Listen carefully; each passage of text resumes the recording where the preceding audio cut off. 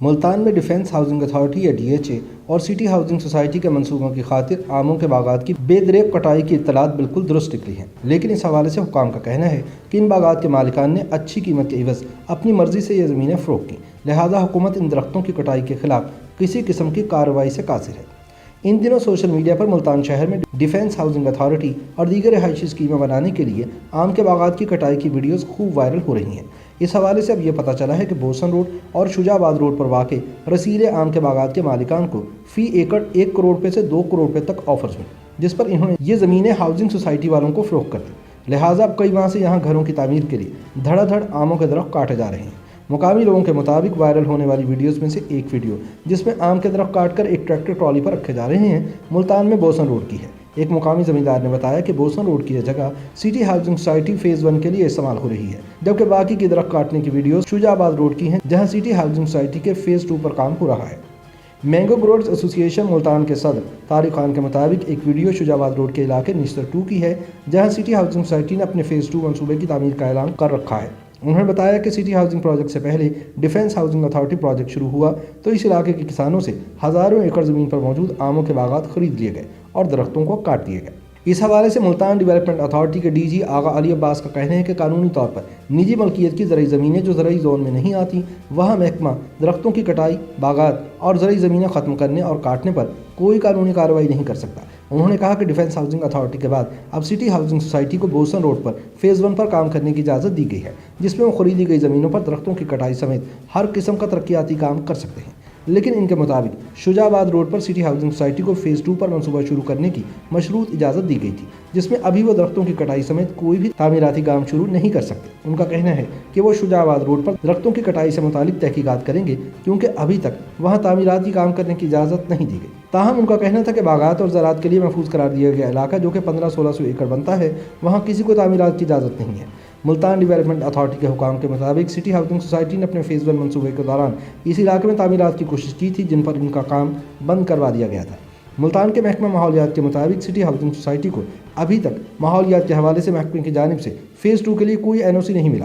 واضح ہے کہ پاکستان کی جنگلات کے حوالے سے پالیسی میں باغات شامل نہیں ہیں۔ جو درخت جنگلات کے زمرے میں آتے ہیں وہ کسی بھی وجہ سے کاٹنے کے لیے مالکان پر لازم ہے کہ وہ محکمہ جنگلات سے اجازت حاصل کریں گے، مگر باغات کے زمرے میں آنے والے درخت جو کہ پھلدار درخت ہیں ان کو کاٹنے کے لیے مالکان کو کسی قسم کی اجازت کی ضرورت نہیں ہوتی، ماں سوائے اس کے اگر وہ کسی حکومتی پالیسی اور معاہدے کے تحت لگائے گئے ہوں۔ حکام کے مطابق اس وقت ملتان شہر میں تیزی کے ساتھ ترقیاتی کام ہو رہے ہیں جس میں کئی نجی ہاؤسنگ سوسائٹیز کے منصوبے زیر تعمیر ہیں۔ بوسن روڈ کا علاقہ چند سال قبل تک دیہی علاقہ کہلاتا تھا اور یہ اپنے آم کے باغات کے لیے شہرت رکھتا تھا۔ بوسن روڈ کے ایک زمیندار محمد اسحاق کہتے ہیں کہ یہ جگہ جہاں پہلے آم کے درخت موجود تھے انہوں نے اپنی مرضی سے فروخت کی ہے اور اب یہ ایک ہاؤسنگ سوسائٹی کی نجی ملکیت ہے۔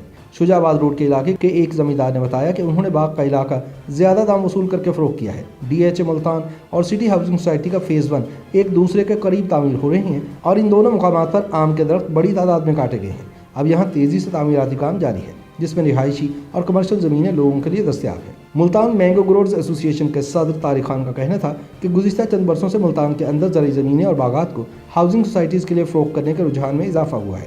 زمیندار خود اپنی خوشی سے مہنگے داموں یہ زمینیں فروخت کر رہے ہیں۔ طارق خان نے بتایا کہ اس کی وجہ باغات اور زرعی زمین سے زمیندار کی آمدن کا کم ہونا اور حکومت کی جانب سے اس پر کوئی توجہ نہ دینا ہے۔ اگر زمیندار کو مارکیٹ سے اچھے پیسے ملتے ہیں تو وہ زمینوں کو فروخت کر دیتے ہیں۔ ان کا کہنا تھا کہ 2-3 بڑی ہاؤسنگ سوسائٹیز کے علاوہ چھوٹی بڑی کئی ہاؤسنگ کالونیاں اس وقت بن رہی ہیں جن کے لیے زرعی زمین اور باغات استعمال ہو رہے ہیں۔ نشتر کے علاقے میں اپنا باغ فروخت کرنے والے ایک زمیندار نے بتایا کہ اپنے بچوں کے مستقبل کے لیے انہوں نے یہ باغ فروخت کیا ہے۔ انہوں نے کہا کہ ہم نے اس کے بہت اچھے دام لیے ہیں، ملنے والے پیسوں سے کوئی کاروبار وغیرہ شروع کرنے کا سوچ رہے ہیں کیونکہ زراعت سے اب ہم لوگوں کا چولہا نہیں جلتا۔ ملتان میں پراپرٹی سے منسلک محمد پرویز کے مطابق DHA کی تعمیر سے قبل اس علاقے میں زمین کی قیمت 25 سے 35 لاکھ روپے فی ایکڑ تھی۔ جب DHA ملتان نے اپنی تعمیرات کا اعلان کیا تو فی ایکڑ زمین کی قیمت 1 کروڑ روپے تک پہنچ گئی تھی۔ لوگوں کو جب دگنے پیسے ملنے لگے تو انہوں نے اپنی زمینیں فروخت کرنا شروع کر دی تھی۔ زمیندار اپنی زمینیں بھی فروخت کرتے تھے، اس کے بدلے میں پلاٹ کے کاغذات بھی حاصل کرتے تھے۔ پرویز کا کہنا تھا کہ اب DHA اور سٹی ہاؤسنگ سوسائٹی کے فیز 1 والے مقام پر فی ایکڑ کی قیمت 2 کروڑ سے بھی زیادہ ہو چکی ہے، جبکہ اگر کوئی مکمل سوسائٹی یا پلاٹنگ ہوئی ہے تو اس کی قیمت بہت زیادہ ہے۔